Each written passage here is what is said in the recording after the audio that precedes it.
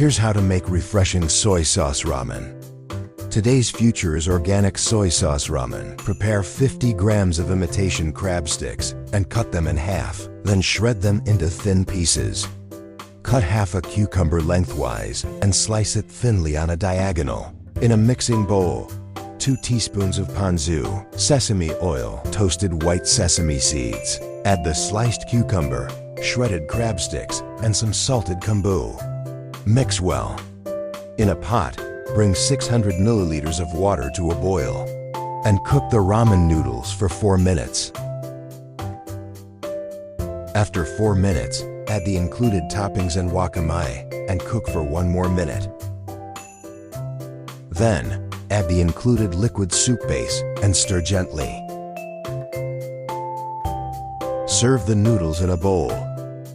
Then top with the crab and cucumber mixture. It's done.